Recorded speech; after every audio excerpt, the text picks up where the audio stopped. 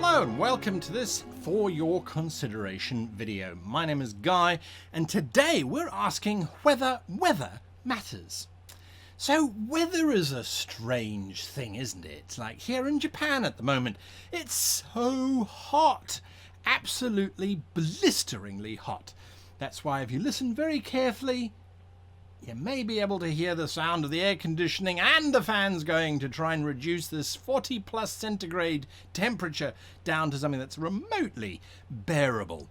So that's weather. Weather is this thing. It changes. We spend millions and millions and millions of dollars every year trying to guess what it's going to do tomorrow, and then it rains. Or it doesn't. It's entirely up to the weather. Now, does weather matter in your campaign? Well, it's a complicated question because what it requires is a calendar. Now, I'm fairly certain that Stonehenge, for all of its glory, as well as the Aztec calendar that was designed to cause so much contention 20 or 2,000 years after it was built, etc., etc., I think it was all fairly certain so that they could work out whether there was a 60% chance of rain tomorrow or not. Because you need a calendar to be able to work out what the weather is. Now, that's if you're going to use weather in your campaign in the first place or not. It's a fantastic idea and opportunity, but like real-world weather, it can also be a pain in the proverbial.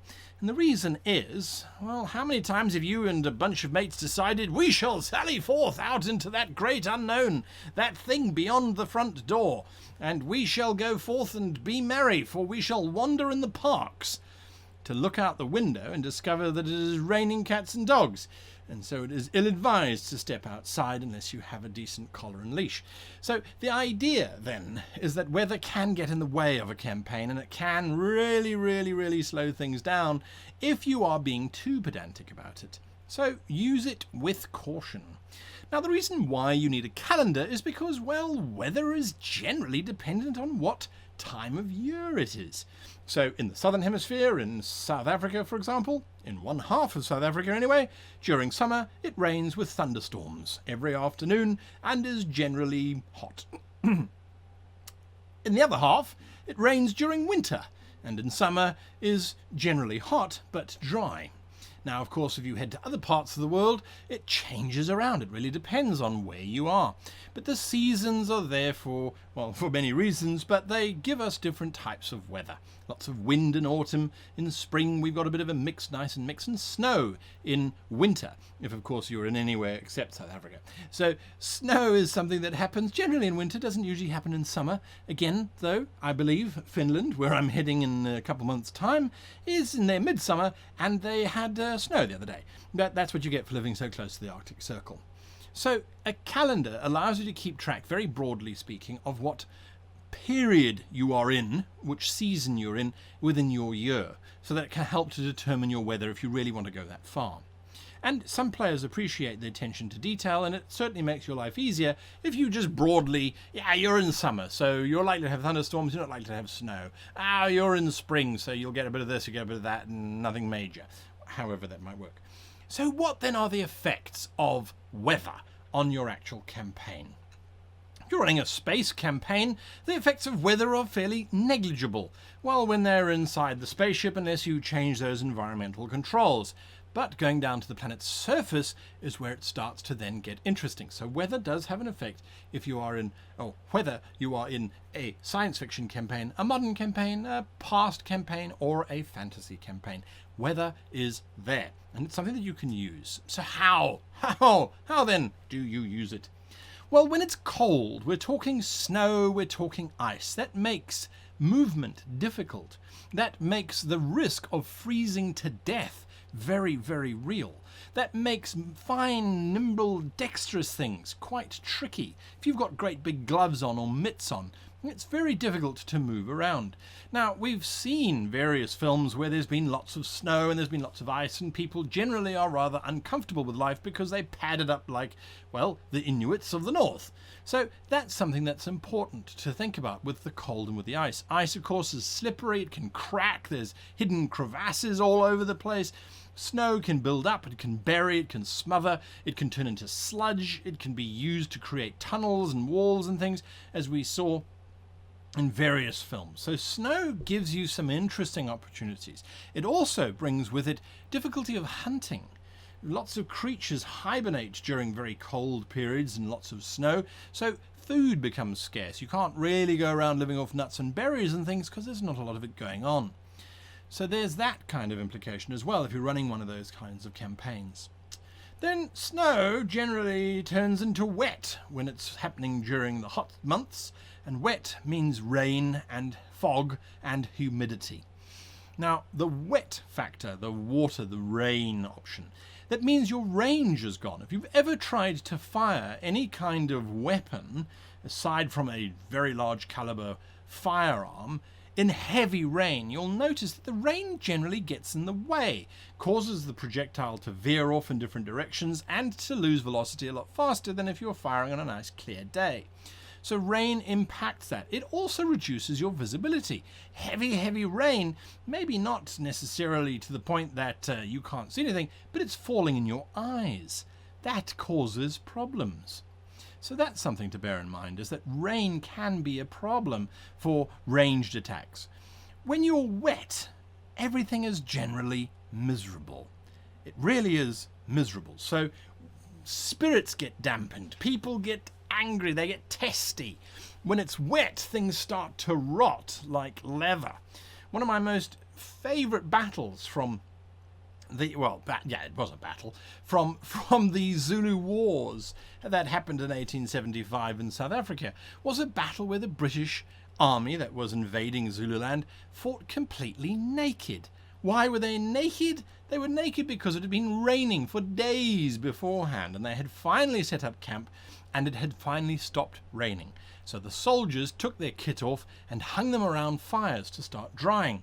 They were ambushed by the cunning Zulu warriors who skipped across the river and attacked the British encampment. The British grabbed their rifles, and that's about it, and ran off for fear of being overwhelmed by the Zulu forces. Now, I can only imagine what the commander of the fort that they ran to must have thought, seeing an entire battalion of naked men wandering through the African bushveld. Must have thought. And because it's Africa, the sunburn must have been rather pointed. So rain can have some wonderful effects. Weather can have some wonderful effects. Think about it, all right? So rain causes things to rot. It causes poor visibility, limited range. Everyone's miserable. Now, wind in weather, or windy weather, or wind, I should say, wind causes problems, especially if it's very strong wind. People can get blown off their feet, blown off cliffs, cars can get blown into people, trampolines can sail across the road. We've all seen those kinds of videos, I'm sure, by now.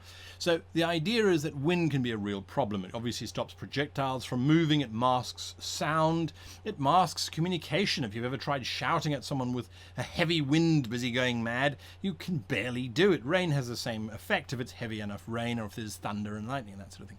So wind can be a real problem. Lack of wind can be equally an important problem if the character's on a sailing ship and they're in a doldrum. Suddenly, there's no movement whatsoever. Heat is particularly unbearable when there's no wind, there's no movement.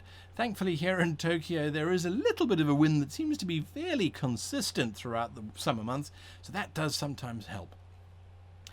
Now, when we move away from wet and wind, we get hot and humid. Now, this is something that we really don't explore very much when we look at fantasy campaigns. Hot and humid, I know all about. That's my home country. I also know about trying to wear chainmail, leather and plate mail in hot and humid environments.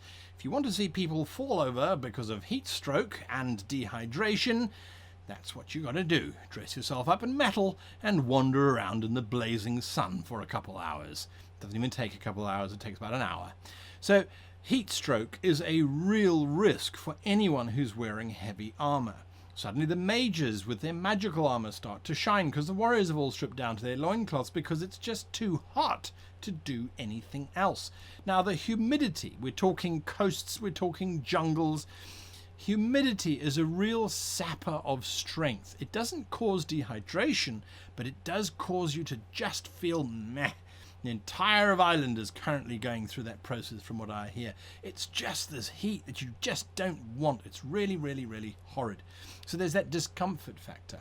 Now, how does that play into your game? How do you add that to your game? There are mechanics to a certain degree, but generally speaking, I would start to give people penalties. Oh, you're wearing heavy armor, all right? Give me a constitution check, please, every 10 minutes or every hour or so, because you're going to start suffering from dehydration, which is then going to give you visibility problems. It's going to give you focusing problems, slurring of speech, all those kinds of wonderful things.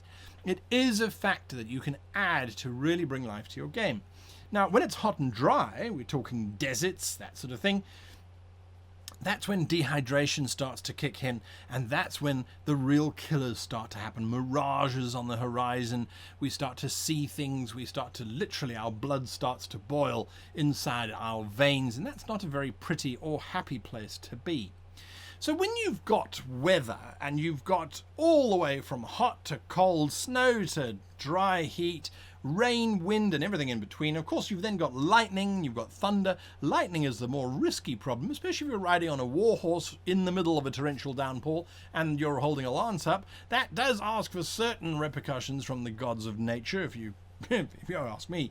So the idea here is that weather is something that you can play with, but you need to keep track of the years so that you can see where and what season you're in. Because if you throw against your players rain day after rain day after rain day, and one of them has been keeping track, they're going to say, you know, it rains every single day, or at least it rains at least once a week, the entire year. It rains in winter, it rains in summer, it rains in autumn, it rains in spring. So calendars can be useful. And of course, that allows you to add more description to your game anyway, because if you're now adding in weather effects and you're adding in seasonal effects, well, that's fantastic. That really brings that world to life.